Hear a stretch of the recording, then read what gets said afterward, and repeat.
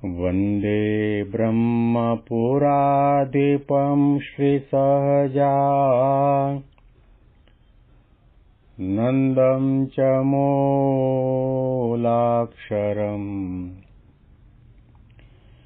श्रेयस्कारणसद्गुणैकनिलयम् श्रीप्रागजिह्वावत ब्रह्मोपासनधारकं गुरुहरिं यज्ञं तथा योगिनं प्रीत्येवं प्रमुखं महन्तमनिशम् श्रीजेस्वरूपं मुदा। મહિમાનો મહિમા પ્રવચન માળામાં આજે 2 જાન્યુઆરી 2025 ગુરુવારના દિવસે તમામ સંતો હરિભક્તોને મારા સાષ્ટાંગ પ્રણામ. જય સ્વામિનારાયણ. હેપી વચનામૃત દ્વિશતાબ્દી મહોત્સવ. હેપી પ્રમુખ સ્વામી મહારાજ શતાબ્દી મહોત્સવ. સખી સખાના ભાવનું વચનામૃત સાંભળી રહ્યા છીએ,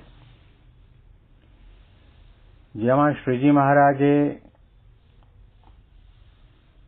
સખી ભાવે રસિક ભાવથી ભગવાનની ભક્તિ કરવાવાળી વ્યક્તિના માટે દેહ દ્રષ્ટિનો ત્યાગ કરી બ્રહ્મ દ્રષ્ટિ પ્રાપ્ત કરી પોતાના આત્માને 3 દેહ 3 અવસ્થા અને 3 ગુણોથી પર થઈ અધર્મને નજર સામે રાખીને એનાથી ડરીને ભગવાન પુરુષોત્તમ નારાયણની ભક્તિ કરવી. મહારાજે કહ્યું કે જો દેહ ભાવે કરીને ભગવાનની ભક્તિ કરતા હશો અને દેહની અંદર જીવાત્માની સાથે આસક્તિ, વાસના, કામના, સ્વભાવ, પ્રકૃતિ બધા સંકળાયેલા હશે તો જેવું ભગવાનમાં હેત છે એવું બીજા પદાર્થમાં અને વ્યક્તિમાં પણ હેત થઈ જશે. એટલા માટે મહારાજે કહ્યું કે જેને રસિક ભક્ત થવું હોય તેને આવી જાતનું પાપ તેનો ત્યાગ કરીને રસિક ભક્ત થવું. હવે આગળનો ભાગ આપણે વાંચીએ છીએ. અને સર્વ પાપમાંથી મોટું પાપ એ છે જે ભગવાન અને ભગવાનના ભક્તન વિશે દોષબુદ્ધિ થાય અને તે દોષબુદ્ધિ એ કરીને ભગવાન અને ભગવાનના ભક્ત સંગાથે વૈર બંધાઈ જાય. માટે કોટી ગૌ હત્યા કરી હોય તથા મધ્યમાંસનું ભક્ષણ કર્યું હોય તથા અસંખ્ય ગુરુ સ્ત્રીનો સંગ કર્યો હોય તે પાપ થકી તો કોઈ કાળે છૂટકો થાય, પણ ભગવાન અને ભગવાનના ભક્તનો જે દ્રોહી તેનો તો કોઈ કાળે એ પાપ થકી છૂટકો ન થાય. હવે મહારાજ આપણને સૌને, સંતોને, હરિભક્તોને, સત્સંગીઓને, મુમુક્ષુઓને લાલ બત્તી બતાવે છે. દીવા દાંડી સમાન મહારાજ આપણને જાણપણું આજ્ઞા આપે છે કે ઘણા પ્રકારના પાપ શાસ્ત્રોમાં લખાયેલા છે, પણ એ બધા પાપ કરતા પણ મોટું કોઈ પણ પાપ હોય તો ભગવાન અને ભગવાનના ભક્તને વિશે દોષ બુદ્ધિ કરવી, એનો અવગુણ લેવો, એનો અભાવ લેવો, એનો દ્રોહ કરવો, એનું ઘસાતું બોલવું, એની નિંદા, ટીકા અને ટિપ્પણ કરવા, એની મજાક મશ્કરી કરવી અને એવું કરવાના કારણે ભગવાન કે ભગવાનના ભક્ત સંગાથે વેર બંધાઈ જાય તો શબ્દો પર ધ્યાન આપવાની જરૂર છે કે કરોડ ગૌહત્યા કરી હોય, કરોડ ગાયોને મારી હોય, એના કરતા જે પાપ લાગે એનાથી આમાં મોટું પાપ છે. ત્યાર પછી મદ્યપાસનું ભક્ષણ કર્યું હોય અસંખ્ય ગુરુસ્તીનો સંગ કર્યો હોય એ તમામ પાપમાંથી કોઈ કાળે છૂટકો થાય ખરો, પણ ભગવાન અને ભગવાનના ભક્તનો જે દ્રોહી તેનો કોઈ કાળે એ પાપ થકી છૂટકો ન થાય.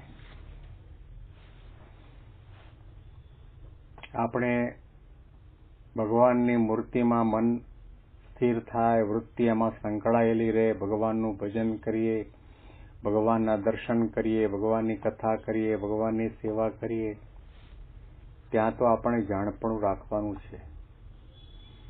એમાં જેટલું જાણપણું રાખીએ એનાથી અનંત ગણું જાણપણું આપણા વિઘ્નો સામે રાખવાની જરૂર છે. જેને મહારાજે પાપ કહ્યું છે, અમુક પાપ આપણને દેખાય છે, સમજાય પણ છે, મનાય પણ છે, એનાથી આપણે ડરીએ પણ છીએ. ગાયને મારીએ તો પાપ લાગે, બ્રાહ્મણને હળદૂત કરીએ તો પાપ લાગે, અભક્ષ્ય વસ્તુ ખાઈએ તો પાપ લાગે, વ્યભિચાર કરીએ તો પાપ લાગે, આજ્ઞા લોપીએ તો પાપ લાગે, ચોરી કરીએ તો પાપ લાગે. આ બધામાં આપણને સમજાય છે કે આ પાપ લાગ્યું ને આનાથી આપણે ડરતા ફરીએ છીએ. પણ એ બધા પાપ કરતા પણ મોટું પાપ છે એનો આપણે ક્યારેય વિચાર નથી કર્યો. એટલા માટે તો વર્ષોના સત્સંગ પછી, સત્સંગમાં આવ્યા પછી હાલતા ચાલતા કોઈ સંતનું ઘસાતું બોલીએ, કોઈ હરિભક્ત સત્સંગી ભાઈ નાના મોટાનું ઘસાતું બોલીએ, એનો અવગુણ લઈએ, એના અવગુણ ગાઈએ, એનો અભાવ લઈએ, એની નિંદા ટીકા ટિપ્પણ કર્યા કરીએ. કપાળમાં રૂપિયા જેવડો તિલક ચાંદલો કર્યો હોય ને ગળામાં કંઠી પહેરી હોય ને સ્વામિનારાયણનું નામ લેતો હોય પણ આ ક્રિયા કરતો હોય તો સમજવું કે કસાય કરતા પણ મોટો મહાપાપી છે. એ પછી વડતાલમાં રહેતો હોય ને અમદાવાદમાં રહેતો હોય ને ભુજમાં રહેતો હોય ને ગઢડામાં રહેતો હોય ને ગોંડલમાં રહેતો હોય, ધોલેરામાં રહેતો હોય કે જુનાગઢમાં રહેતો હોય, બોચાસણમાં રહેતો હોય. અરે ભલે ભગવા કપડાં પહેર્યા હોય અને ભગવા કપડાં પહેર્યા પછી એ ભંડારી હોય, પૂજારી હોય, કોઠારી હોય, ટ્રસ્ટી પણ હોય, બ્રહ્મચારી હોય, વર્ષોથી હોય અને ઘણી બધી સેવા ભક્તિ કથા કીર્તન પારાયણ કરતો હોય. એ સ્વાભાવિક છે. ભગવાન સ્વામિનારાયણને એ ભગવાન માને છે એટલે એની તો નિંદા ન કરે, એનો તો દ્રોહ ન કરે. પણ ભગવાન સ્વામિનારાયણનું ભજન કરતા સંતો હરિભક્તોનો દ્રોહ કરે.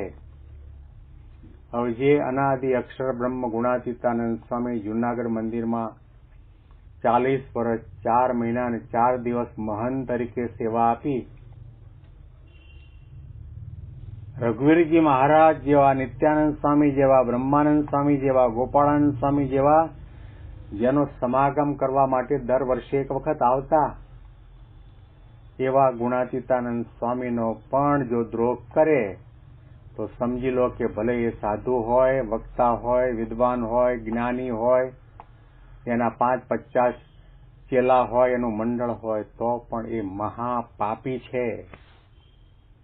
આ વચનામૃત વડતાલમાં પણ વંચાય છે, ભુજમાં પણ વંચાય છે, અમદાવાદમાં પણ વંચાય છે, ગોંડલ, ગરડા, સારંગપુરમાં પણ વંચાય છે. પણ મહારાજના શબ્દો પર કોઈ ધ્યાન નથી આપતા. કરોડ ગાયોને માર્યાનું જે પાપ લાગે એના કરતા પણ આ મોટું પાપ છે. મદ્ય માંસનું ભક્ષણ કર્યું હોય એનું જે પાપ લાગે એના કરતા પણ આ મોટું પાપ છે. ગુરુસ્ત્રીનો અસંખ્ય વાર સંગ કર્યો હોય જે પાપ લાગે એના કરતા પણ આ મોટું પાપ છે. ને એ બધા પાપમાંથી કોઈ કાળે મહારાજે કહ્યું છુટકારો થાય, પણ ભગવાન કે ભગવાનના ભક્તનો દ્રોહ કર્યો હોય એનો કોઈ કાળે છુટકારો નથી થતો. અન્ય ક્ષેત્રે કૃતમ પાપમ તીર્થક્ષેત્રે વિનશ્યતિ, તીર્થક્ષેત્રે કૃતમ પાપમ વજ્રલેપો ભવિષ્યતિ. આવા પરમ એકાંતિક ગુણાતીત સંત છે એ હરતું પરતું તીર્થ છે. એમાં આપણે મનુષ્ય ભાવ લઈએ, એની ક્રિયામાં દોષ પરઠીએ, એમાં શંકા કુશંકા કરીએ, એના અભાવ ગુણની અંદર પડી જઈએ, એના નિંદા ટીકા ટિપ્પણ કરીએ, દ્રોહ કરીએ, તો એ પાપ છે વજ્રલેપ થઈ જાય છે. પાપથી ડરો, પુણ્ય જરૂર કરો. પુણ્ય કરીએ છીએ, પુણ્યમાં વધારો કરીએ છીએ, પરંતુ સામા પલ્લાની અંદર એનાથી અનંત ઘણું પાપ થતું હોય છે. ખ્યાલ ના હોય તો જાણપણું રાખવાની જરૂર છે. મહંત સ્વામી મહારાજ, યોગી બાપા બધા એટલા માટે તો ઢોલા નગારા ટીપી ટીપીને આપણને કહે છે કે કોઈનો અભાવ ગુણ ન લો, દરેકમાં નિર્દોષ બુદ્ધિ રાખો, દરેકમાં દિવ્ય બુદ્ધિ રાખો, બધા અક્ષરધામના મુક્તો છે, સંબંધનો મહિમા સમજો. આવું કહેવા પાછળનું કારણ શું છે? આપણને સમજાવે છે કે આ બધા પાપ છે. પેલા પાપ તો આપણે કરતા નથી. સ્વપ્નમાં આપણને વિચાર ના આવે કે ગાયને આપણે ચાકુ મારીએ. કોઈ બ્રાહ્મણ કે ગરીબ હોય એને હેરાન પરેશાન કરીએ, એવો આપણને વિચાર ના આવે. પણ ભગવાનનું ઘસાતું બોલીએ, મોટું પાપ. ભગવાનને નિરાકાર સમજવા એ પાપ. ભગવાન જેવું તત્વ છે જ નહીં, એ મોટું પાપ.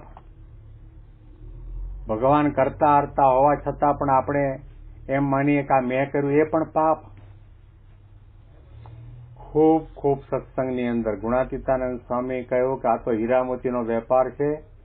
લાભ થાય તો લાખોમાં થાય અને નુકસાન થાય તો કરોડોમાં થાય. જો જાણપણું ન રાખ્યું તો. ફરીથી મહારાજના શબ્દો આપણે વાંચીશું એટલે આપણને ખ્યાલ આવશે મહારાજ આપણને કેવી દ્રષ્ટિ આપવા માંગે છે.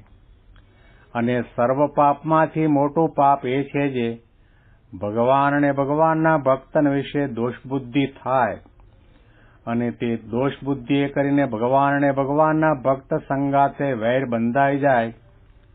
માટે કોટી ગૌહત્યા કરી હોય, તથા મધ્યમાસનું ભક્ષણ કર્યું હોય, તથા અસંખ્ય ગુરુ સ્ત્રીનો સંગ કર્યો હોય, તે એ પાપ થકી તો કોઈ કાળે છૂટકો થાય, પણ ભગવાન અને ભગવાનના ભક્તનો જે દ્રોહી તેનો તો કોઈ કાળે એ પાપ થકી છૂટકો ન થાય. આ શબ્દોને દરરોજ નજર સામે રાખવાની જરૂર છે, વિચારવાની જરૂર છે. 5 માળા કરો એ સારું છે, પણ 5 માળાનું પુણ્ય બળીને ભસ્મ થઈ જાય એવું તો આપણે કાર્ય નથી કરતા ને. કોઈનું ઘસાતું તો નથી બોલતા ને, કોઈની નિંદા ટીકા તો નથી કરતા ને. ગુણાતીતાનંદ સ્વામીએ વાતમાં લખ્યું કે થાય તો સેવા કરવી, પણ અસેવા તો કરવી જ નહીં. સેવા એટલે શું? ભગવાન અને ભગવાનના ભક્તના ગુણગાન ગાવા, તે સેવા. અને મહારાજે પુરુષોત્તમ બોલ્યા પ્રીતિમાં જે શબ્દો કહ્યા મહંત સ્વામી મહારાજ ઘણી વખત આપણી સાથે આપણી પ્રવચન માળામાં કહ્યા છે. મહારાજ કે ભલે મારી અંગત સેવા ન કરતો હોય, પણ હરિભક્તના ગુણ કહેતો હોય તો હું માનું છું કે એણે મારી અંગત સેવા કરી. મહંત સ્વામી મહારાજ જે શબ્દ વાપરે છે, મહંત સ્વામી મહારાજ કહે છે રોયલ્ટી ખાઓ ને, વ્યાજનું વ્યાજ મળે છે. ભગવાનના ભક્તના ગુણ ગાઓ, એમાં એક પણ નયો પૈસો આપણા બેંક બેલેન્સમાં ઓછો થતો નથી. ભગવાનના ભક્તના ગુણ વિચારો, એમાં આપણને કોઈ જાતનું નુકસાન થતું નથી. ગુણોને ધારો, વિચારો, ગાઓ, સાંભળો. આ રોયલ્ટી છે. આમાં ભગવાન પુરુષોત્તમ નારાયણની, પ્રમુખ સ્વામી, મહંત સ્વામી, યોગી બાપાની અંગત સેવા જેટલું પુણ્ય થાય છે. આના અનુસંધાનમાં વિશેષ વાતો આપણે આવતીકાલે સાંભળીશું. તમામ સંતો હરિભક્તોને મારા સાષ્ટાંગ પ્રણામ. જય સ્વામિનારાયણ.